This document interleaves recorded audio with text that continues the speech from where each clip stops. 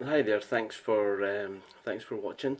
If you watched the first video, thank you very much. There were a couple of things that I meant to talk about in the first video, and I didn't. So it's just like a continuation of the first video, talking about the Parkinson's in the first year from my diagnosis. As I said before, everyone has different stages of Parkinson's, and everyone has different symptoms that progress at a different rate. No two people are the same, which makes it kind of unique. Um, One of the issues that I've had, and my understanding is that generally this is a condition with people who've had Parkinson's for longer than I've had it. Indeed, there is some dispute whether or not, for me, it's Parkinson's related. It says that it's Parkinson's related on when I was in hospital, but there seems to be we're not exactly sure. It's dysphagia, and dysphagia basically means when you have difficulty in swallowing. When I was in hospital in February, I had problems with my swallowing and regurgitation, and they put me on a pureed food diet, which was horrible, disgusting. And then they put me on soft food diet, which wasn't a lot better. When I got home, the speech and language therapist visited me, and they also were great in hospital as well, and they made home visits to me, and they suggested diet sheets and what I could eat and what I couldn't eat. So it was really trial by error, and for a long time I was on soft foods and small portions, just taking my time and trying to avoid talking while I was eating at the same time.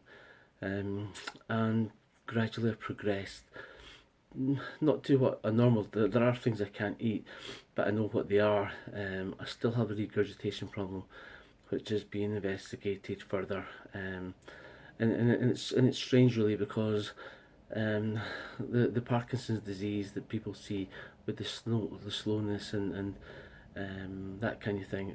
It's the parts of Parkinson's that people can't see that can be the most problematic to people with Parkinson's, and it can be a slow process. I also do a volunteer for Parkinson's UK, who do a magnificent job. I go into care homes, and I do a presentation for support workers and staff, medical staff, and carers of people with Parkinson's, and we talk about how Parkinson's can affect different people, and the people they're supporting, and what their needs may or may not be. And we talk about medication and the different medication that different people with Parkinson's are on, and how the side effects, people can have side effects. Thankfully I don't have any side effects, but some people do have side effects, and how we can work to counter them, and how it's important, really, really important for people with Parkinson's to get their medication on time, and how they can recognise the off part of Parkinson's. I spoke about the on-off. On is when you're fully medicated and you're doing okay, and off is when you're not fully medicated and you're not doing okay. And that might be because you've missed your medication, or it might be because you're late in having the medication, or maybe your medication isn't lasting as long as it used to last, in which case you really need to be looking to speak to your neurologist or your Parkinson's nurse, and it may well be that you need an increase in your medication. But Parkinson's UK do a wonderful job, and my advice to anyone who has been recently diagnosed with Parkinson's, or indeed has had Parkinson's for quite a while, is to get your information from Parkinson's UK. The website is on Google. You can just type in Parkinson's UK. It'll take you to the website, and they have there's lots of experts. There's people you can phone. There's a helpline. There's different groups talking about people who have just been diagnosed with Parkinson's, people who have had Parkinson's for a long time, or medication issues.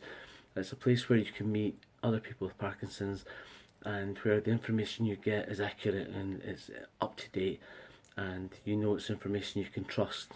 There's a lot of misinformation on the internet about Parkinson's, so my advice would without doubt be to go to Parkinson's UK, and they also do a magnificent job of raising money, hopefully, and investing that money into trying to find, hopefully someday, a cure for Parkinson's.